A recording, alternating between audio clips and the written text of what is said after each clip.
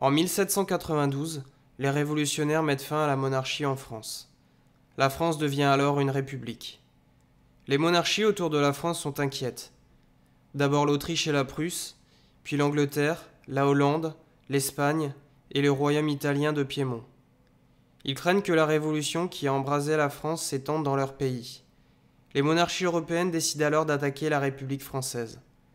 Cependant, les citoyens français qui ne souhaitent pas un retour de la monarchie se mobilisent en grand nombre et réussissent à remporter d'importantes victoires. Mais les républicains doivent également faire face à des révoltes de Français attachés à la royauté dans plusieurs régions, et surtout en Vendée, où les mécontentements aboutissent à la formation d'une armée contre-révolutionnaire qui va s'opposer aux soldats de la République. Face aux menaces des ennemis intérieurs et extérieurs en 1793, un gouvernement de guerre est mis en place à Paris. Le décret suivant est voté.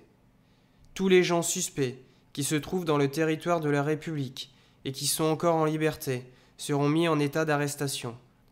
Sont réputés suspects ceux qui, soit par leur conduite, soit par leurs relations, soit par leurs propos ou leurs écrits, se sont montrés partisans de la tyrannie et ennemis de la liberté.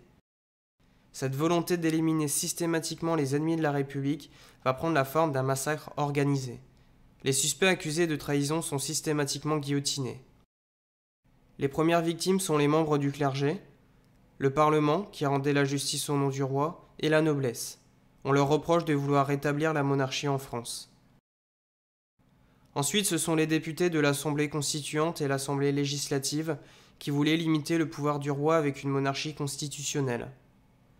Même des membres de la Convention, qui gouverne la France après la déchéance de Louis XVI suite à la prise des Tuileries le 10 août 1792, sont guillotinés. On reproche à ces députés leur mollesse face aux royalistes contre-révolutionnaires en Vendée et à l'étranger. Mais c'est surtout des milliers de paysans, d'ouvriers, d'artisans, de commerçants qui sont guillotinés car on les accuse de ne pas soutenir les révolutionnaires et donc d'être des traîtres. Cette terreur est instaurée par Robespierre, qui justifie cette mesure par la volonté de défendre à tout prix la République et la liberté, représentée ici par une statue qui porte un bonnet phrygien. En réalité, sous la terreur, les libertés sont devenues totalement inexistantes. Tous ceux qui ne pourront pas apporter une preuve tangible de leur engagement pour la Révolution seront automatiquement passibles d'arrestation.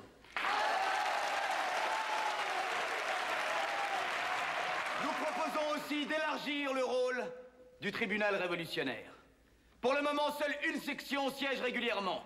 Nous proposons d'en ajouter 3 autres pour aider à mener à bien cette importante tâche patriotique.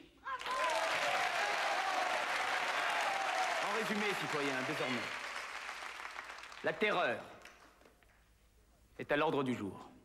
Et la vertu, citoyens, la vertu, sans laquelle la terreur est funeste. La terreur, sans laquelle la vertu est impuissante.